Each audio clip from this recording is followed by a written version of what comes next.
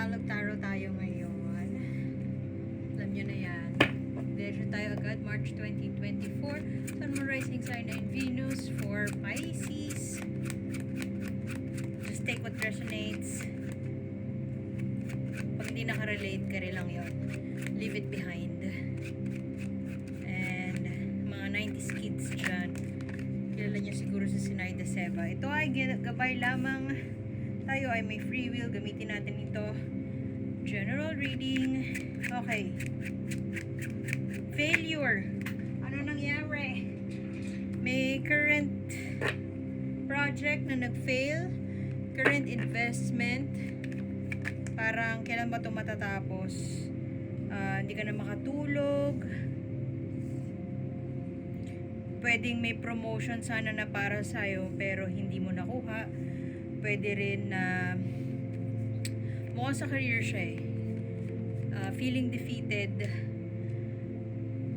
losing sleep, hindi ka na makatulog. It's either hindi ka na makatulog, kakaisip na bakit hindi siya napunta sa akin, or hindi ka na makatulog kasi hindi mo matanggap na hindi na ibang tao, or yung tao na na-promote ay yung tao na hindi mo bet. Parang hindi siya deserving, ganun. Tapos parang forever ka na lang may pinapatunayan, tapos hindi siya ma-appreciate or hindi siya makita. Yung despite yung efforts mo, hindi makita nung boss mo na ikaw yung deserving dun sa post na yun. And para sa'yo parang saan ako nagkulang, ganon. And mukhang itong career path na to yung bagay na gustong-gusto mo talaga. Gustong-gusto mo talagang makuha, talagang pinapangarap mo. Pero eto ka, parang hindi ka makaget over, parang feeling mo hindi deserve yung treatment na ginawa sa'yo. Ito, failure to. Parang endless battle. Hindi na natatapos. Kailan ba ito matatapos? Yung paghihirap, pagsasakripisyo, parang hindi na matatapos. Tapos, hindi ka na makatulog. Feeling ko, maraming offer sa'yo. And baka doon ka napipikon dun sa fact na maraming offer sa'yo pero hindi mo tinatanggap kasi hinihintay mo tong promotion na to, or hinihintay mo na ibigay sa'yo yung managerial role, or ibigay sa'yo yung let's say pay, back pay, or ibigay sa'yo yung kung hindi posisyon, ibigay sa'yo yung like 13th month on time 13th month pay. May kinalaman siya sa pera na hindi maibigay-bigay. At maraming parang bad trip ka kasi parang ano ba yan, parang pinaghirapan mo to for years. Pwedeng 7 years ka na sa job, pwede ding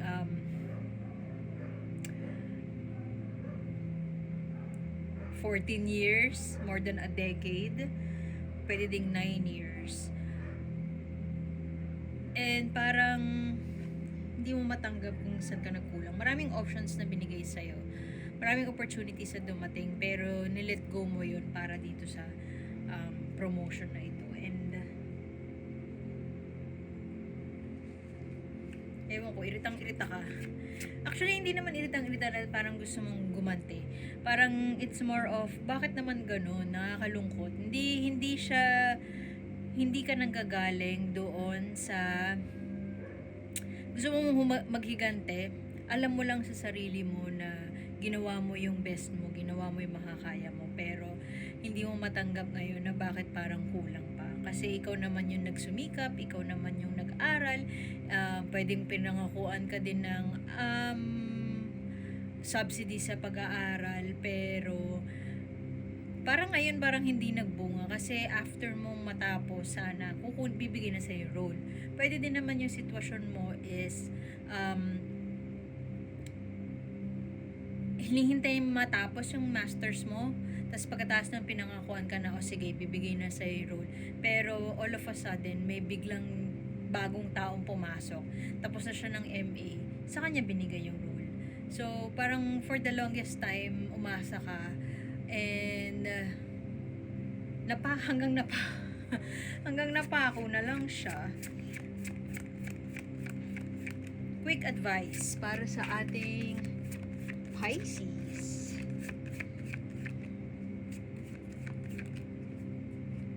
Advice from the universe. Ay.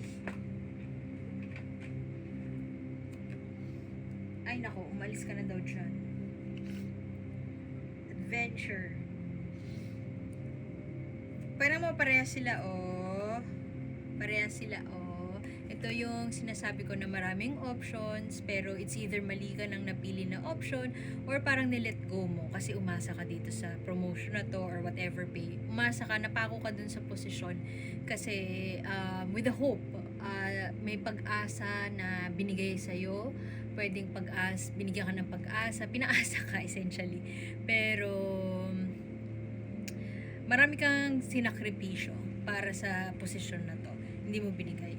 Ngayon, tingnan mo. Magkaibang deck to pero they look the same. So, adventure. Sabi sa'yo ni universe, it's time to go. Umalis ka na, go for an adventure. Or yung mga opportunities na na-miss out mo noon, yung mga na-miss out mo na pagkakataon para kumita, yung mga side hustle sana na pwede mong gawin sabay sa trabaho mo pero hindi mo tinake noon kasi nga dedicated ka dedicated ka sa trabaho mo and gusto mo yung ginagawa mo. Kasama na rin doon siguro yun nga yung umaasa ka na pag wala kang gagawin ni isang distraction, wala kang ititake na ni kahit isang distraction, focus ka dyan, hyper-focus ka dyan sa trabaho mo. Medyo tinake mo siya seriously. Sineryoso mo yung trabaho mo to a point na, yun na, daming na-miss na opportunity. Pero ngayon mo lang sila nare-realize kasi looking back, ang dami sanang chances para umalis ka. Pero siguro, nung pagkakataon na yun, na binigay sa'yo yung maraming opportunities, maraming chances, hindi mo naman siya considered as opportunity kasi para sa'yo, ang opportunity ay nandito sa current mo na role. So ngayon, medyo parang magkamukha sila. Kung eto ka dati, marami kang pinalampas na pagkakataon. Ngayon, sabi sa'yo ni universe, bye na. Let it go, huwag ka na umaasa and go for an adventure. Sundan mo na yung si Alice, 'di ba? Sinundan niya yung rabbit, hindi niya alam kung saan siya napunta. And maaaring uncertain or hindi ka sigurado sa path na tatahakin mo forward. Manalig ka na merong oportunidad na darating sa along the way. So, yun. Mabilis ang taro lamang and